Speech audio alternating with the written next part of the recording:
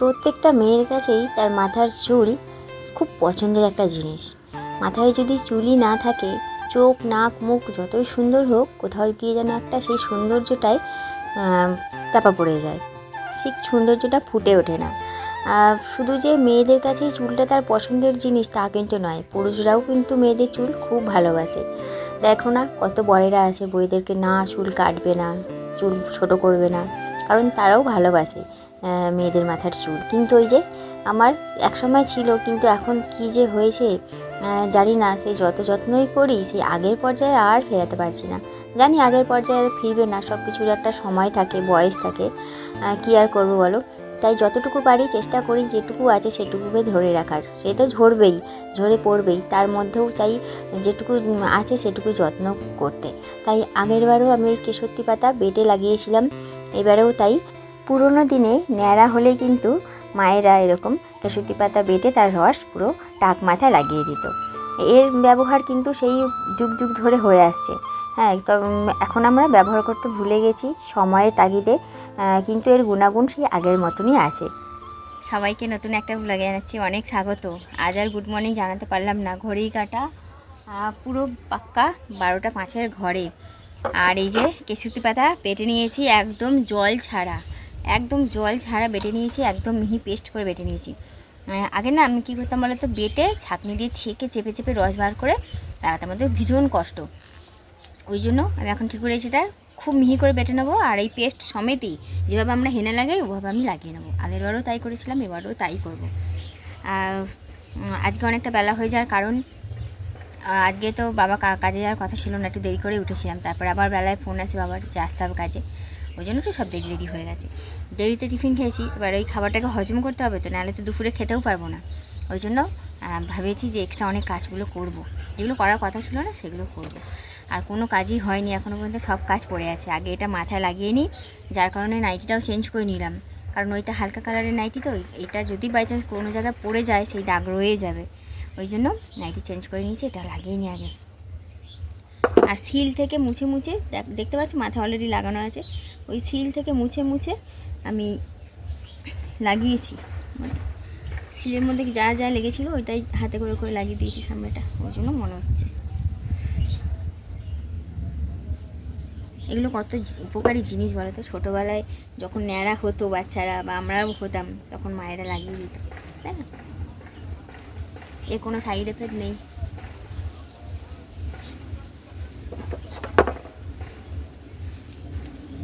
যদিও আমার মানে সাদা চুলের সমস্যাটা জিনগত, আমার বাবারও অল্প বয়সে চুল সাদা হয়ে গেছিলো, আমারও তাই। আমার সব দিদিদেরই আছে মোটামুটি হালকা হালকা, কিন্তু ওদের যা বয়স তার থেকে কিন্তু আমি অনেকটাই ছোট। হ্যাঁ, কিন্তু আমারটা একটু তাড়াতাড়ি হয়ে গেছে ওদের তুলনায়।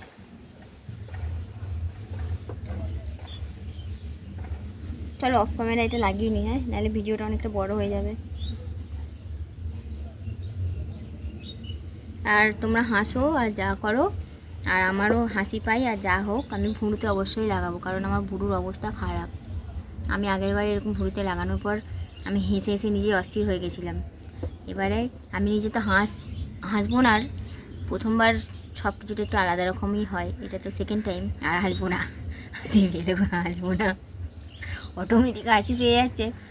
ক্যামেরায় নিজেকে দেখতে পাচ্ছি মোবাইলে, আর হাসি পেয়ে যাচ্ছে। ভেবেছিলাম হাসবো না, সে একই রকম লাগছে আগেরবারের মতনই সেম, কিন্তু লাগাবো, আমি তাও লাগাবো, কারণ আইবুড়োর অবস্থাও খারাপ তো, দরকার আছে লাগানোর। হালকা হাতে মাসাজ করে নিয়ে তারপরে মাথায় লাগাবো। চলো সঙ্গে থাকো। চলো, মাথায় লাগিয়ে নিয়েছি ওই পাতার রস। এবার বাসন কুসন যা আছে সব রান্নাঘর থেকে বাথরুমে রেখে জল ঢেলে রেখে দিয়েছি, সর্বশেষে মাজবো। এখন আর মাজবো না, আগে হচ্ছে রান্নাঘরের কাজটা মিটিয়ে নিতে হবে।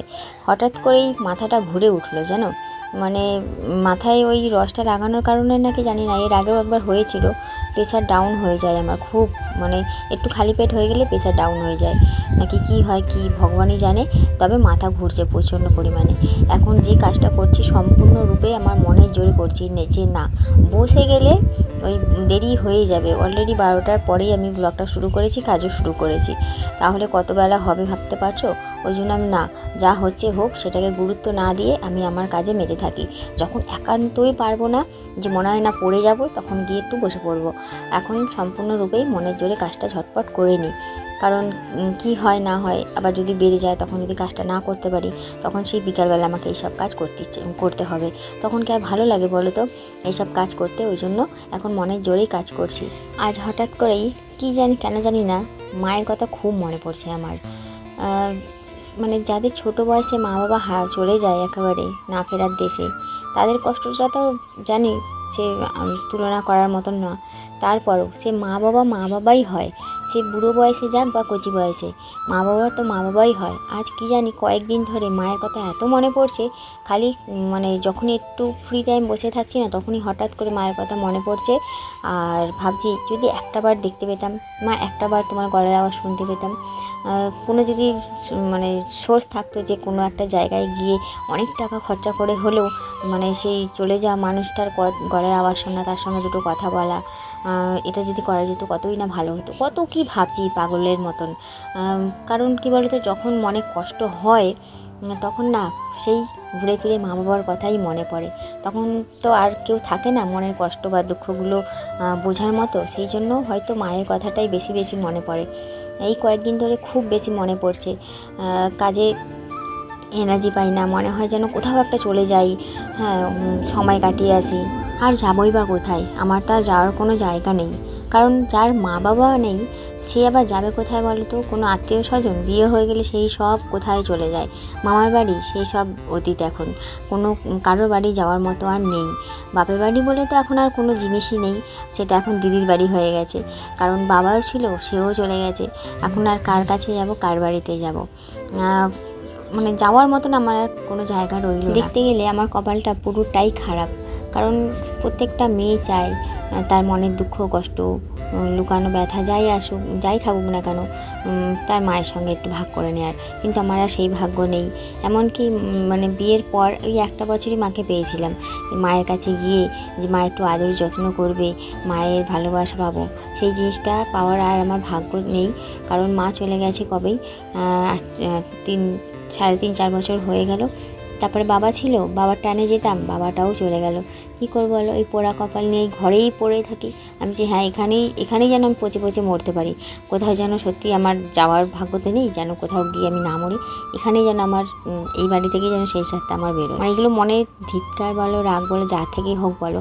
কারণ একটা মানুষ কন্টিনিউ যদি ঘরের ভিতরেই থাকে, তার মন অটোমেটিকলি এরকম হয়ে যাবে, তার মাথায় উল্টোপাল্টা খারাপ চিন্তাভাবনা আসবেই। তাকে একটু বাইরে নিয়ে যেতে হয়, বাইরের খোলা হাওয়া, লোকজন, পরিবেশ সব কিছু দেখলে সে একটা অক্সিজেন পাওয়ার মতো মানে একটা মানুষ পায়। কিন্তু আমি তো তা না, আমাদের বাড়ির আশেপাশে কোনো বাড়ি ঘর নেই, কোনো লোকজন নেই, রাস্তাঘাট দেখতে পাই না, কোনো মানুষ দেখতে পাই না।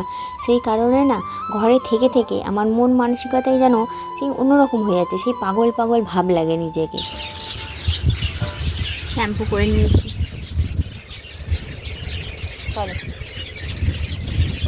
কি সুন্দর হাওয়া দিচ্ছে, হঠাৎ করে আকাশটা মেঘলা করলো, ঠান্ডা ঠান্ডা হাওয়া দিচ্ছে, বেশ ভালো লাগছে। তো চলো খেতে বসবো, মা ভাত বাড়ছে, তোমাদের এখনই দেখিয়ে দিই কী রান্না হলো আজকে। হলুক না হয়েছে নখগুলো না, এই যে নখের ভেতরগুলো কালো কালো হয়ে গেছে, নেল পলিশ আছে বলে ঠিক বোঝা যাচ্ছে না। দুজন মা বেটা দুজনেই আছে, চিল তাড়া করছে। চলো খেতে বসবো। আজকে কি কি রান্না হয়েছে দেখিয়ে দিই। মা ভাত বাড়ছে, আজকে হচ্ছে চিংড়ি মাছ দিয়ে পাট শাকের ঝোল হয়েছিল, আর হয়েছিল ডিমের ঝোল এই আলু দিয়ে। প্রথমেই খাওয়া শুরু করে দিয়েছি পাট শাকের ঝোল দিয়ে। পাট শাকের ঝোলটা এত টেস্টি হয়েছে, চিংড়ি মাছ পড়েছে, রসুন আছে, হেভি হয়েছে, হেভি দারুণ লাগছে পাট শাকের ঝোলটা। জিনিস ভালোই হয়, হেভি হয়েছে পাট শাকের ঝোলটা।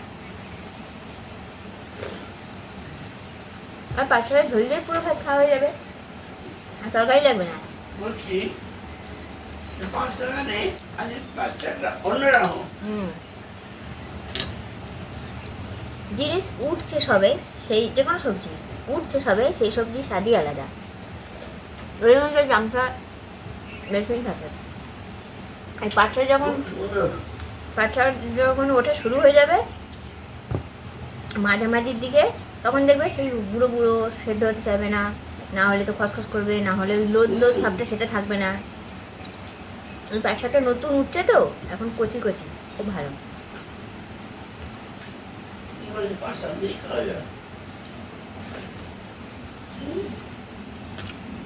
মায়ের কেমন লাগছে? ভালো লাগছে? পুরো লোদ লোদ। তাও আমি ধুয়ে কেটেছি, যদি না কেটে ধুয়েছি, যদি ধুয়ে কাটতাম আরও লোদ লোদ থাকতো। এই দেখো এক থালা ভাত মেখে নিয়েছি, হ্যাঁ, ডিমের কুসুম দিয়ে, ডিম দিয়ে। আরে সকাল থেকে ও আর মা ছিল, এখন ওর মা কোথাও চলে গেল কি জানি, দেখতে আর পাচ্ছি না। কে তোর মা কই? তোদের তেল লাগিয়ে লাগিয়ে খাওয়া যাবে না।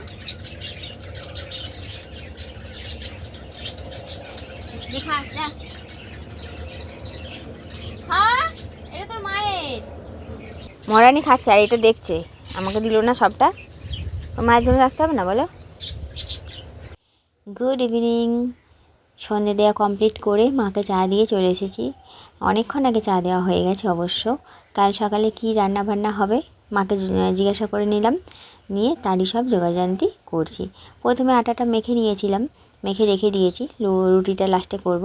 আগে রান্নার জোগাড়টা করে রাখলাম। কাল সকালে হবে আলু পটলের তরকারি আর উচ্ছে আলু ভাজা, তারই জোগাড়টা করে রাখলাম। তবে এক রকমেরই জোগাড়টা করে রাখলাম। উচ্ছে আলুটা কালকে সকালেই করে কেটে দিতে পারবো, এগুলো তো টাইম লাগে, ওই জন্য এইগুলোর জোগাড় করে রাখলাম। মশলা রেডি। আর বর বর ঘরে না থাকলে না কি ঝাঁজ, মশলা ঢাকনাটা খুললাম যেই, বর ঘরে না থাকলে একদম কিছু করতে ইচ্ছা করে না। দেখো ফ্রেশ অয়েল দিয়ে মুখও ধুইনি, মুখে কিছু ক্রিমও লাগাইনি, চুলও আঁচড়াইনি। শ্যাম্পু করার পর থেকে এখনও পর্যন্ত মাথায় চিরুনি দিইনি। মানে এই হাত দিয়ে দিয়ে এরকম করে করে চুলটাকে আমি কোনোরকম ক্লিপ দিয়ে রেখে দিয়েছি। না পড়েছি সিঁদুর, না পড়েছি টি। সন্ধ্যাবেলায় যেমন ফ্রেশ হই, আজকের একদম ইচ্ছা করছে না, ভালো লাগছে না। তো যাই হোক চলো, এই যে আলু পটলের তরকারি হবে। আলু পটল কেটে নিয়েছি, এই যে গামলায় আছে আটা মাখা, এর মধ্যে মশলা। তো এই হচ্ছে রান্নার জোগাড়। আরও হবে একরকম পদ, উচ্ছে আলু ভাজা হবে, সেটা কাল সকালেরই কেটে দেবো। মা এটা রান্না করতে করতে কাল সকালে ওটা কাটা হয়ে যাবে।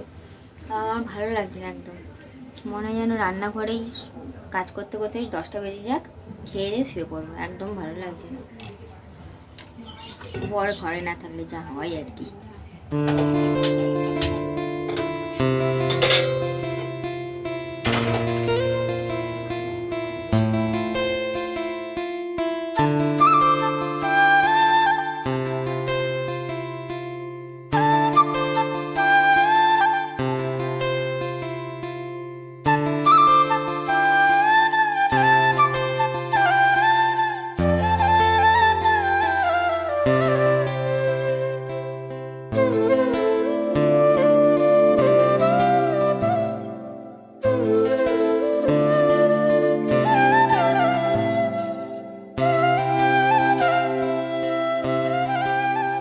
রুটি কমপ্লিট হয়ে গেছে।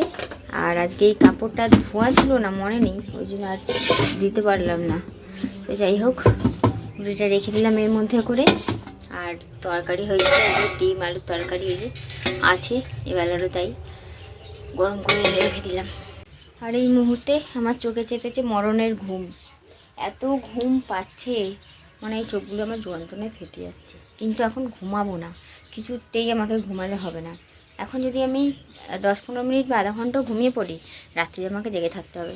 সেই সকালে উঠেছি, দুপুরেও আমি সেই ভয়ে ঘুমাইনি, যাতে যে রাত্রিরে জেগে থাকতে না হয়, কারণ দুপুরে একটু ঘুমিয়ে নিলে রাত্রে অনেকক্ষণ জেগে থাকতে হয়। এই হচ্ছে ব্যাপার। এখন টিভি চালাই, টিভি একটু দেখি, বাবা তো আসবে সেই 10টা 10-15 হয়ে যাবে। এখন ঘড়ি কাটা 8টা 15 ঘরে সবে মাত্র।